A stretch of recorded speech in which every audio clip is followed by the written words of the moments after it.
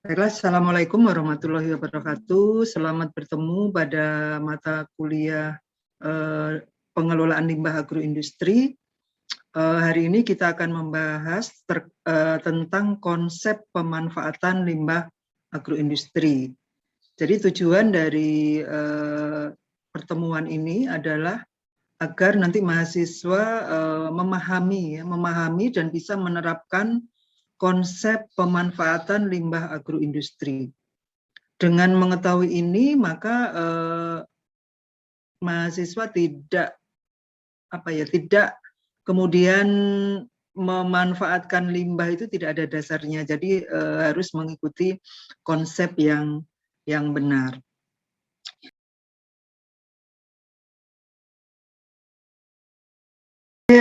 Saya lanjutkan. Jadi di dalam pengelolaan limbah agroindustri pada pertemuan sebelumnya kita sudah bahas bahwa langkah pertama yang harus dipikirkan sebelum memanfaatkan adalah meminimasi limbah, ya. Di dalam agroindustri tentu hampir tidak mungkin bahwa produksi dari hasil pertanian itu tidak menimbulkan limbah. Oleh karena itu diupayakan langkah pertama adalah meminimasi atau menekan jumlah maupun muatan dan juga jenis limbah yang timbul di dalam produksi tadi. Apakah dengan in-house keeping, kemudian dengan daur ulang, modifikasi proses, dan seterusnya. Nah, langkah kedua baru ke pemanfaatan. Jadi kalau sudah diminimasi tetapi masih ada limbah, itu kemudian kita upayakan untuk memanfaatkan limbah tersebut. Dengan pemanfaatan limbah ini, maka industri akan mendapatkan keuntungan atau minimal bisa mengurangi biaya penanganan limbah. Ya.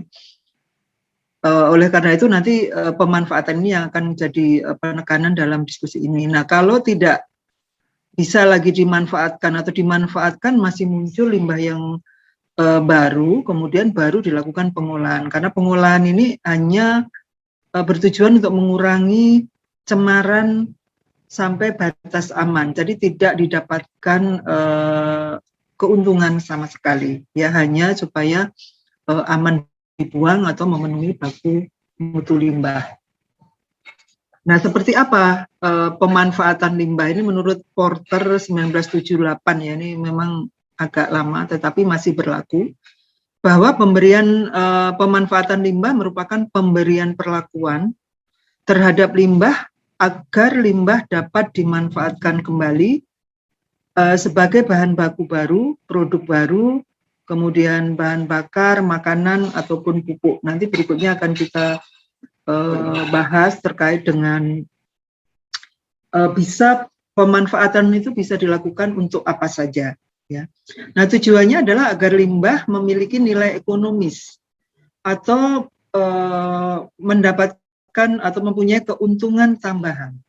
Atau tadi saya sebutkan minimal bisa mengatasi atau membantu biaya penanganan limbah itu sendiri. Ya, jadi penanganan limbah ini kan perlu biaya, ya. Jadi kalau memang biayanya cukup besar, itu kemudian menjadi beban biaya untuk produk dan itu akan dibebankan juga ke konsumen, ya. Akhirnya apa, kalau biaya penanganan limbahnya juga mahal, maka kemudian nanti harga produknya juga akan mahal dan itu kurang bisa bersaing, ya, karena efisiensi penekanan biaya ini merupakan salah satu hal yang penting di dalam proses agroindustri. Oke, kemudian seperti apa konsep pemanfaatan limbah? Nah, yang pertama adalah perlu mengetahui sifat atau karakteristik limbah. Nah, hal ini sudah kita diskusikan pada pertemuan sebelumnya bahwa limbah itu mempunyai karakteristik atau sifat tertentu. Nah, itu yang harus kita ketahui terlebih dahulu sebelum kita memanfaatkannya. Ya. Kemudian berdasarkan karakteristiknya, itu kemudian bisa diperkirakan produk apa saja yang mungkin dihasilkan dari limbah tadi. Nah, ini sering disebut dengan produk alternatif, ya. Nanti ada contoh kasusnya. sehingga pengertian atau pemahaman ini menjadi lebih mudah ya. Nah, jadi dari satu limbah ada beberapa produk yang mungkin bisa dihasilkan ya. Namun kemudian perlu dalam rangka nanti mana yang dikomersialisasikan atau mana yang diterapkan itu harus dipilih ya. Harus dipilih dari sekian produk tadi itu dipertimbangkan pasar dan teknoekonominya. Artinya apakah nanti produk hasil pemanfaatan limbah itu bisa laku di pasar atau diserap oleh pasar. Ya. Kemudian yang kedua adalah secara teknoekonomi, artinya secara teknologinya apakah mungkin diterapkan atau seperti apa biaya ekonominya. Ya. Jadi satu contoh misalnya lignoselulus ya, limbah-limbah lignoselulus dari sisa-sisa limbah agroindustri misalnya bagas ya, kemudian tandan kosong kelapa sawit. Itu memang secara teknologi bisa dimanfaatkan menjadi bioetanol misalnya. Nah, namun secara ekonomi ternyata belum terjangkau atau artinya tidak memadai lah ya. Jadi dari produk yang dihasilkan dengan biayanya itu tidak seimbang. Nah, itu juga menjadi pertimbangan apakah kemudian produk tersebut itu bisa menjadi produk unggulan yang akan diterapkan atau akan diproduksi secara komersil. Nah, ini menjadi pertimbangan. Jadi pasar, serapan pasar terhadap produk yang akan dibuat dari limbah tadi, dan juga pertimbangan teknoekonominya. Apakah memungkinkan, teknologinya mudahkah, kemudian biayanya seperti apa, ya. Jadi jangan sampai biayanya tinggi. Nah, kalau biayanya tinggi, kemudian tidak sesuai dengan produk yang harga produk yang dihasilkan, tentu itu tidak jadi pilihan. Ya. Jadi dari sekian produk alternatif, kemudian dipilih produk unggulannya apa. Ya. Nah, contoh misalnya limbah bagas. Kita tahu bagas ini adalah ampas tebu yang ditimbulkan pada saat agroindustri gula itu mengolah tebu menjadi gula kristal putih. Ya, jadi pada tahap pemerahan atau ekstraksi itu akan dipisahkan antara nira dengan bagasnya atau ampasnya.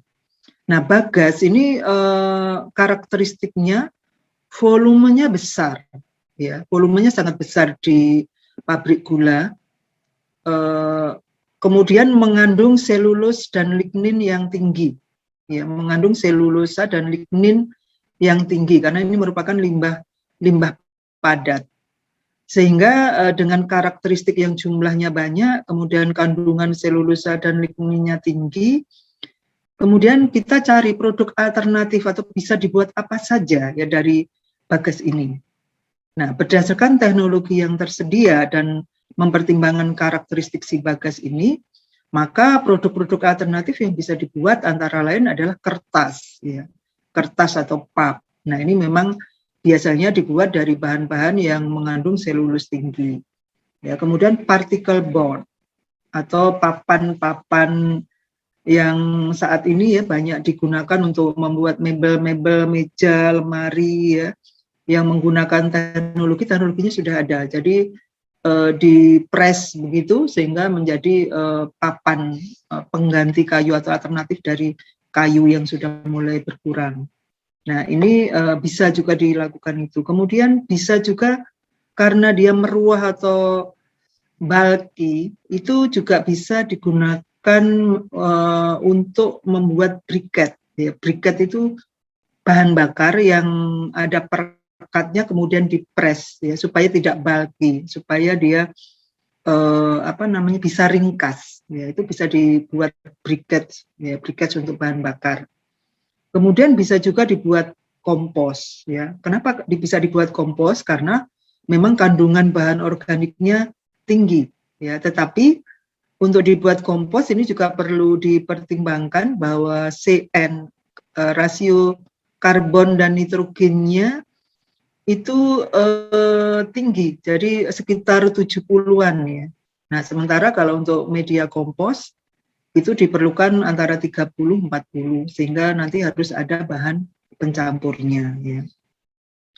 Kemudian bisa juga tadi saya sebutkan bisa digunakan untuk etanol atau biofuel ya. Kenapa? Karena memang bagas ini mengandung selulus ya. Selulus itu adalah kompleks dari monomernya adalah jenis karbohidrat yang kompleks yang jika bisa diurai menjadi glukosa atau monomer, itu tentu bisa digunakan atau difermentasi oleh yeast atau Saccharomyces menjadi etanol. Nah, etanol ini kalau kita murnikan itu bisa menjadi biofuel ya, atau menjadi etanol yang untuk bahan kimia juga bisa. Nah, ini beberapa alternatif produk yang bisa dilakukan dengan memanfaatkan bagas. Nah, kemudian langkah ketiga ya kita tinggal melihat produk unggulannya mana. Yang mana di antara kertas, particle board, briquette, kompos ataupun biofuel ini mana yang mau diterapkan gitu ya. Tentu industri tadi mempertimbangkan tadi teknologinya, mudah tidaknya. Nah, kertas ini juga sebenarnya di Jawa Timur bagas ini sudah diangkut ke pabrik kertas ya, digunakan untuk membuat kertas, tetapi di Lampung ini sepertinya belum ada ya, belum ada pabrik kertas yang mau menampung bagas yang. Dan saya pernah dapat cerita dari Gunung Madu itu pernah mengirim ke Probolinggo ke pabrik kertas Leces ya, tetapi tentu biaya pengirimannya itu cukup mahal dan tadi karena bulky ya, jadi ringan tetapi volumenya besar. Nah, ini juga jadi masalah. Kemudian particle board sebenarnya bisa ya, bisa juga, tapi tadi pasarnya sih banyak ya, tetapi teknologi dan biayanya ini yang perlu dipertimbangkan. Dan yang sudah jelas dilakukan di salah satu pabrik gula dalam hal ini di Gunung Madu itu ada dimanfaatkan untuk bahan bakar boiler, tapi tidak dalam bentuk briquette ya, karena dipakai sendiri jadi tidak ada ongkos sangkut yang mahal. Itu sudah digunakan sepertiganya untuk bahan bakar boiler yang digunakan untuk mengenerate dan proses di pabrik ya, mengenerate listrik dan juga proses-proses penguapan dan seterusnya di pabrik gula ya. Kemudian masih sisa kira-kira 2/3 itu sudah digunakan untuk kompos kalau di pabrik gula. Kenapa? Karena kompos kemudian karena tadi saya katakan CN-nya tinggi ya, jadi sekitar 70, maka di dalam proses pengomposan dicampur dengan blotong. Nah, blotong ini juga merupakan limbah padat dari tahap proses pemurnian. Nah, ini mengandung N yang tinggi, sehingga perpaduan antara bagas yang CN-nya tinggi dengan blotong yang CN-nya rendah itu akan menghasilkan campuran yang cukup bagus untuk digunakan sebagai media kompos. Ya, kemudian mereka campur lagi dengan arang, ya, arang atau abu dari pembakaran bagas itu, karena itu masih mengandung mineral dan juga karbon nih. Nah, ini yang sudah diterapkan di salah satu pabrik. Bisa saja itu masih ada sisa ya. Di pabrik gula itu masih ada sisa, walaupun sudah sebagian dibakar, kemudian dijadikan kompos, tetapi masih tersisa bagas tadi, masih ada menggunung gitu ya. Jadi masih belum semua termanfaatkan. Nah, itu sebenarnya bisa saja digunakan untuk yang lain, ya, untuk yang lain. Oke, nah ini dengan contoh ini saya kira sudah lebih jelas 3 langkah tadi, yaitu mengetahui karakteristik, kemudian mengetahui produk alternatif dari pemanfaatan limbah tadi, kemudian memilih produk unggulan, tentu berdasarkan tadi pasar, kegunaan, dan juga teknoekonominya. Ya, ini tentu sudah banyak nanti contoh beberapa industri yang sudah menerapkan atau memanfaatkan semua limbah yang muncul di dalam proses agroindustrinya.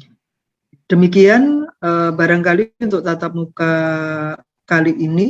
Demikian, terima kasih. Saya akhiri. Wassalamualaikum warahmatullahi wabarakatuh.